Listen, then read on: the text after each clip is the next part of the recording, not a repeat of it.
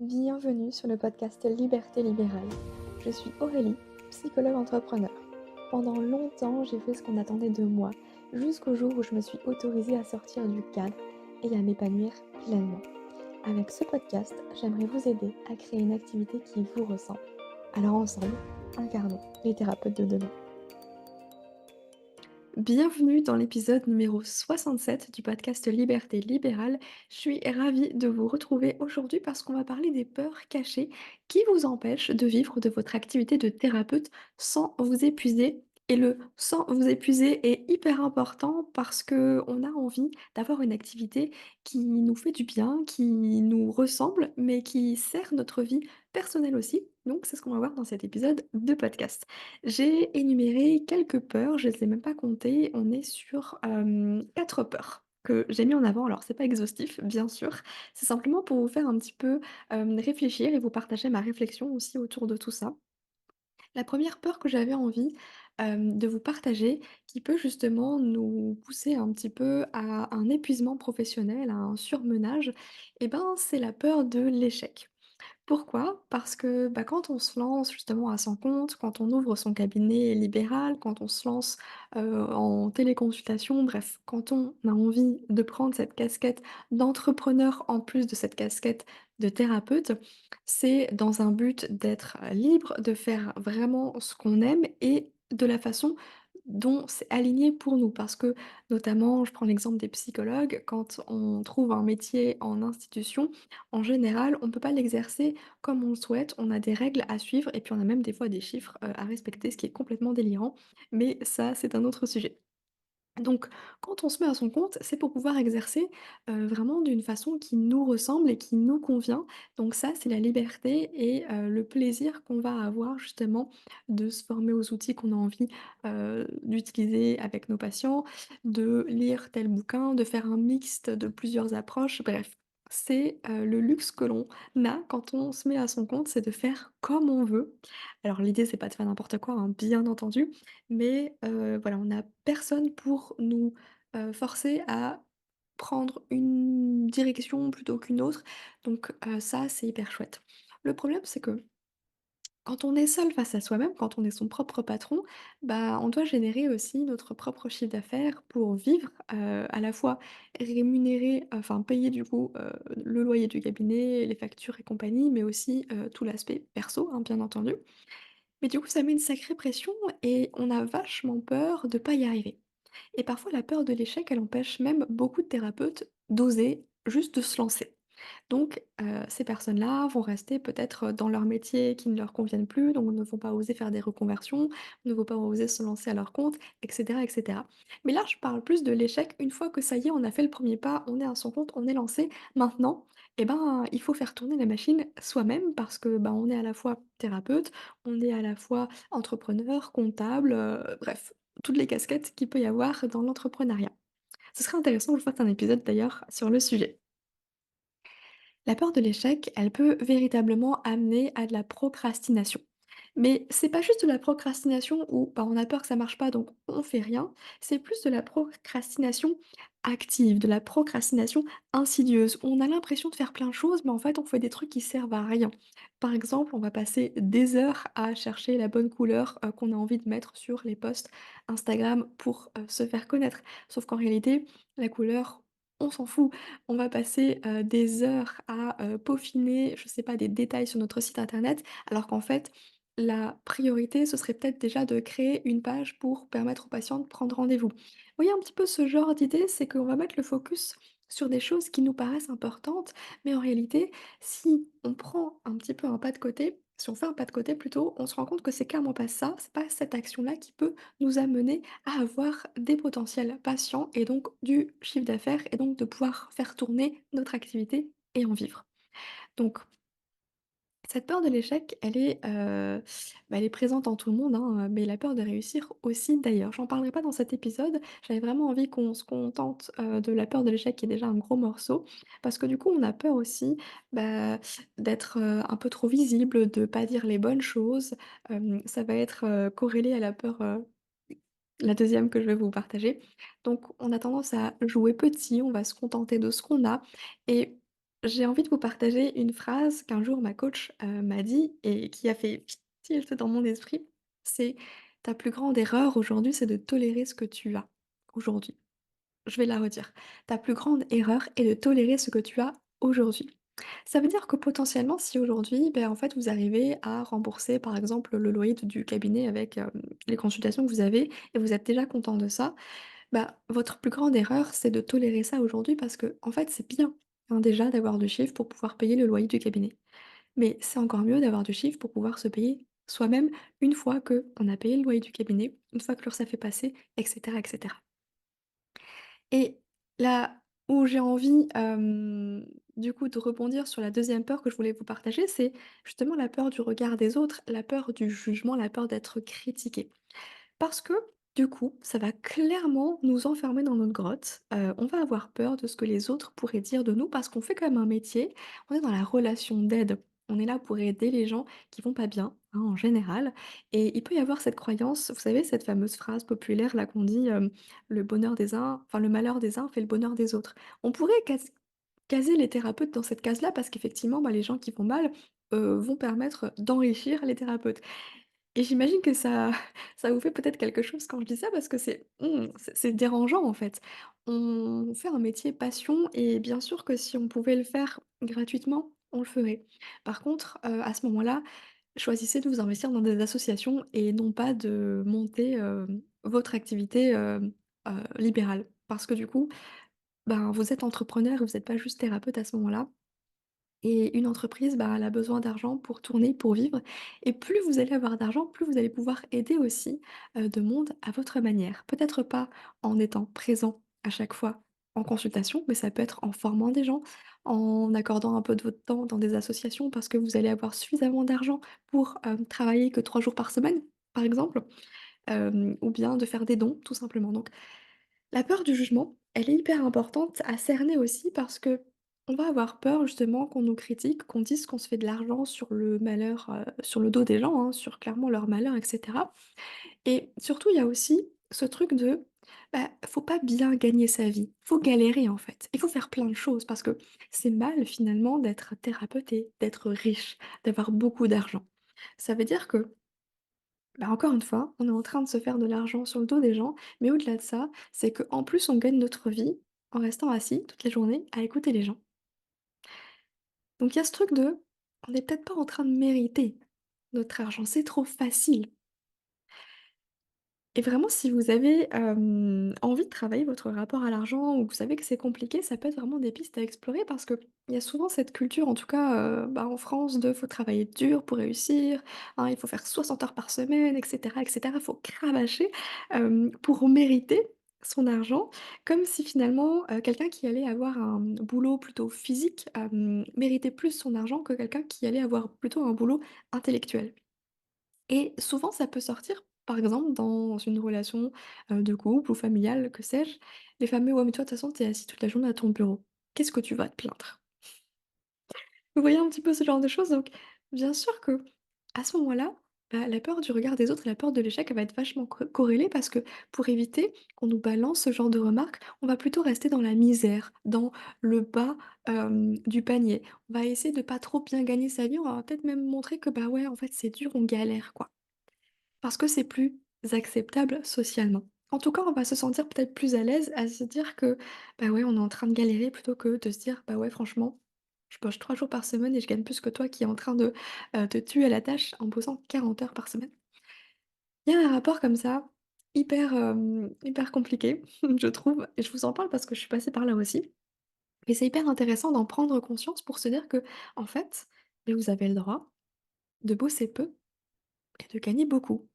Ça fait pas de vous quelqu'un de mauvais. Il y a souvent ce truc que, l'argent c'est mal, hem, qu'il y a quelque chose vraiment de mauvais derrière tout ça, sauf qu'en réalité, ça ne va pas changer qui vous êtes, ça va juste amplifier qui vous êtes. C'est-à-dire que si vous êtes foncièrement quelqu'un de bon de base, cet argent supplémentaire, vous allez pouvoir l'investir dans des causes qui vous tiennent à cœur, faire des dons à des associations, donner de votre temps, que sais-je. Il y a vraiment, ce truc de c'est pas parce que vous allez bien gagner votre vie, réussir à faire tourner votre activité sans vous épuiser, que vous êtes quelqu'un de mauvais. Pas du tout. Et je pose ça là. Vous en faites ce que vous voulez, réfléchissez par rapport à tout ça, n'hésitez pas à m'en faire un retour si ça vous parle. Et j'avais envie de vous partager une autre phrase, que j'avais entendue à un séminaire, c'est: «La peur a tué plus de rêves que l'échec ne le fera jamais». Donc la peur de l'échec, la peur du regard des autres, la peur d'être critiqué, finalement tout ça, ça vient, vous rajouter un poids sur les épaules. C'est comme porter un sac à dos rempli de trucs qui vous appartiennent même pas et qui vous empêchent en fait, d'avancer au rythme qui vous permettrait, de profiter de la vue, de la montagne, par exemple, si on prend cette métaphore-là. Et je vais rebondir avec ma troisième peur, celle que j'avais envie de partager dans cet épisode, c'est la peur de ne pas être à la hauteur. Parce que mine de rien, tout est un petit peu entremêlé et intriqué, hein. C'est pas juste un truc, et puis après un autre qui n'a rien à voir, pas du tout. Je pense que tout est, lié, entremêlé. La peur de pas être à la hauteur, bah, ça fait directement écho au syndrome de l'imposteur. D'ailleurs, je vous en avais fait un épisode il y a pas mal d'années maintenant, sur le syndrome de l'imposteur que moi j'ai ressenti. Je vous partage vraiment à cœur ouvert, toutes les pensées que j'ai pu avoir. C'était hyper challengeant, mais je vous mettrai l'épisode dans la description, si vous avez envie de l'écouter, parce que je sais que ça a énormément plu. J'ai eu mes premiers retours les remerciements qui m'ont le plus touchée, lors de cet épisode parce que vraiment, voilà, je me suis livrée et ça a pas été facile parce qu'on a des pensées dont on a honte et en fait, on n'est pas tout seul à les avoir ces pensées donc je vous les ai partagées et je sais que ça fait écho en vous. Donc n'hésitez pas à aller l'écouter si cette peur de pas être à la hauteur, elle vous empêche aujourd'hui de vivre de votre activité sans vous épuiser. Le syndrome de l'imposteur, il fait que on a l'impression de pas être légitime, de pas être à notre place, qu'on n'a pas assez encore de compétences. Donc du coup, bah, qu'est-ce qu'on fait? Bah, quand on n'est pas en train d'aider nos patients en cabinet, on est fourré en formation, on est fourré à Cultura ou à la Fnac pour acheter les derniers bouquins de psycho, de dev perso et cetera. Bref, on s'arrête jamais.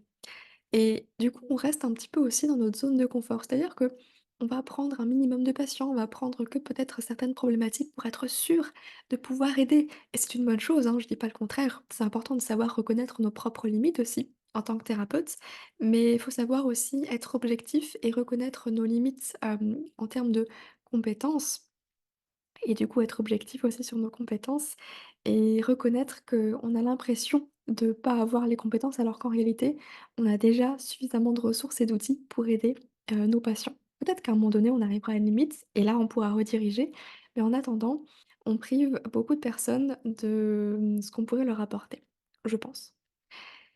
Et on va pas se mentir aussi, statistiquement, moins de patients, ça veut dire aussi, ben, plus de chances d'être préservé. D'être préservé de quoi? Ben, de la déception. Parce que ça aussi, on a peur de pas être à la hauteur parce qu'on a terriblement peur de décevoir nos patients qui viennent nous voir et qui nous disent au bout de je ne sais combien de séances: «Mais en fait, il y a rien qui a changé, ça marche pas». Et ça, c'est hyper compliqué aussi parce que, bah, notre identité, elle est directement, notre identité professionnelle, on va directement la corréler à notre identité personnelle et ça va forcément tout de suite toucher notre estime de soi. Mais ça, j'en parlerai dans l'épisode, de la semaine prochaine justement sur, la question de l'identité. Parce que c'est hyper important aussi. Hem et quand on a peur de pas être à la hauteur, c'est aussi parce qu'on a beaucoup trop d'attentes envers soi-même. Mais en fait, on aimerait tout savoir, tout connaître, avoir la méthode miracle, la baguette magique. Vous savez le truc où quand nos patients, ils viennent au cabinet et puis ils espèrent justement cette baguette magique et que nous, on ressent le poids justement de ces attentes sur nos épaules, ben en réalité, nous aussi, on a envie de l'avoir cette baguette magique. On rêverait de pouvoir régler tous les problèmes de nos patients en un claquement de doigts.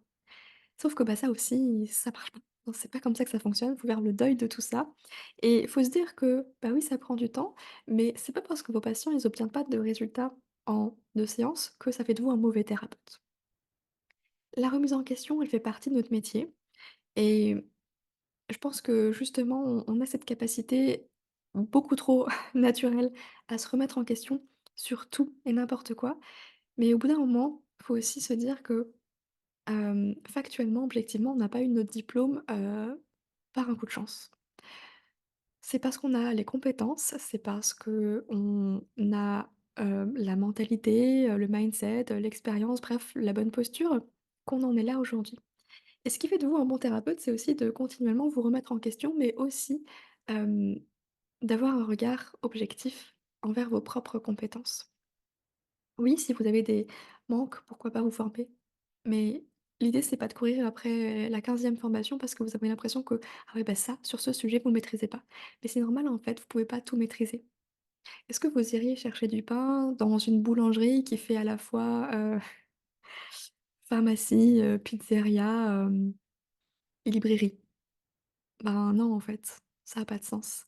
Un boulanger, s'il sait faire du pain, bah, c'est tout ce qu'on lui demande et c'est très bien comme ça. Donc vous avez pas besoin d'avoir tous les outils de la terre, d'être, au fait de tous les approches qui existent parce que c'est un métier qui est en, perpétuelle évolution, donc vous pouvez pas tout savoir et vous ne saurez jamais tout. Donc vous ne pouvez pas être expert dans le sens de: «Je sais tout, c'est bon, ça y est». Parce que si au bout d'un moment vous vous dites ça, faites attention à l'effet Dunning-Kruger.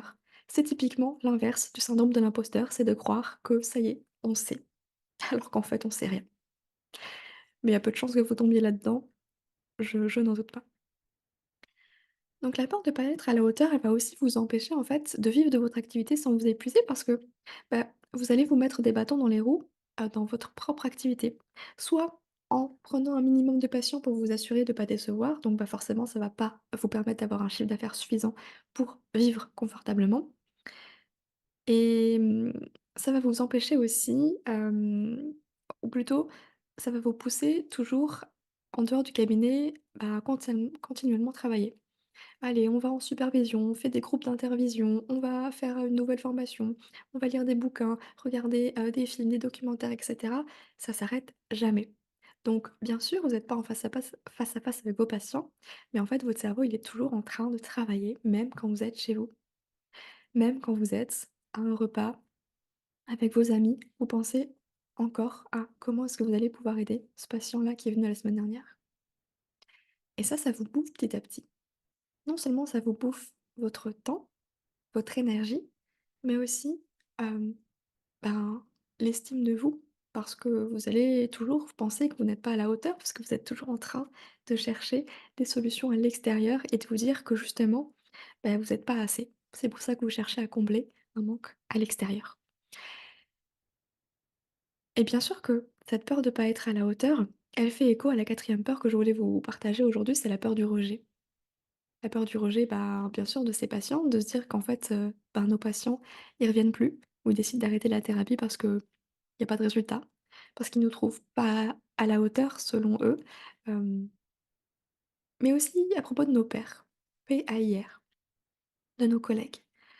On a peur de pas être compétent, de pas être légitime, de pas être crédible, vis-à-vis de nos pairs, du coup de nos collègues. Donc on s'enferme aussi dans un schéma. On fait comme tout le monde. Mais voilà, on va ouvrir notre cabinet de telle heure à telle heure, tel jour, parce que c'est les jours où les gens sont le plus disponibles. C'est les créneaux horaires où les gens peuvent venir après le travail. Mais on va aussi, s'enfermer dans notre travail en étant trop bienveillant. Je vais m'expliquer. J'étais en formation d'hypnose quand j'ai entendu ma formatrice dire: «Mais en fait, être trop bienveillant, c'est aussi être malveillant vis-à-vis de nos patients». Pourquoi? Qu'est-ce qui va faire qu'un patient va réussir à passer à l'action, à s'en sortir? Bah, c'est parfois en leur disant des choses qu'ils n'ont peut-être pas envie d'entendre. Mais c'est pour ça qu'ils sont là. C'est parce qu'ils n'arrivent pas à voir leurs propres angles morts.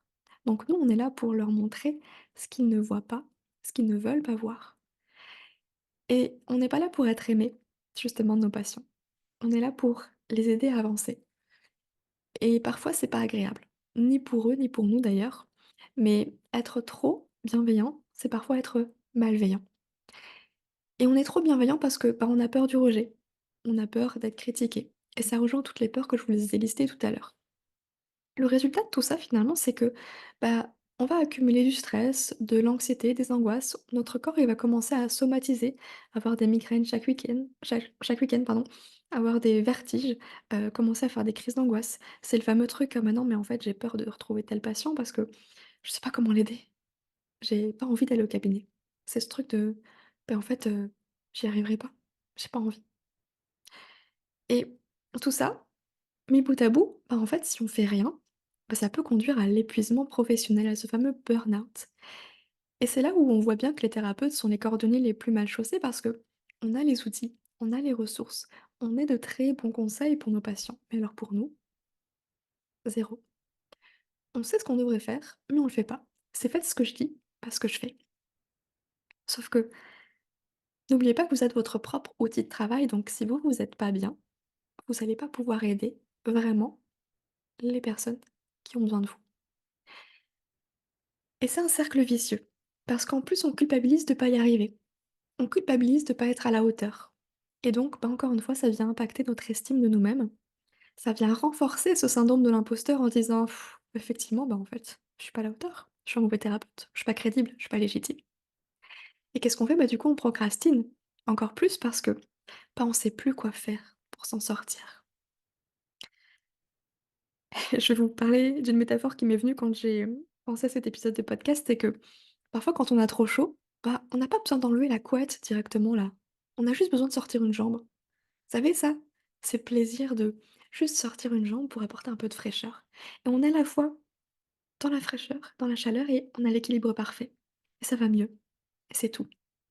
Parce que si on reste sous la couette, on meurt de chaud. Si on enlève la couette, on meurt de froid. Mais la vie, c'est pas si simple. On a juste besoin des fois de trouver comment sortir juste une jambe. Et sortir une jambe, c'est quoi? C'est parfois juste faire bouger un peu le cadre, changer des petites choses. Pour son activité, ben, c'est justement ça qu'on a besoin de faire, un réajustement. Le réajustement que moi j'ai fait, que je vous ai déjà partagé à de nombreuses reprises, bah, c'est justement de passer du libéral au digital, mais pas en faisant des visios, non, plutôt en créant des programmes en ligne, des cours en ligne, des formations en ligne qui peuvent aider justement les personnes qui ont besoin de moi, bah, de pouvoir les aider sans forcément être là en face à face avec eux. Et ça, c'est quelque chose que vous pouvez faire aussi et peut-être que vous êtes en réflexion, par rapport à tout ça, peut-être que vous êtes en transition aussi. Mais là, il y a un truc qui vient bloquer, qui vient vous titiller. Bah, c'est la question de notre identité.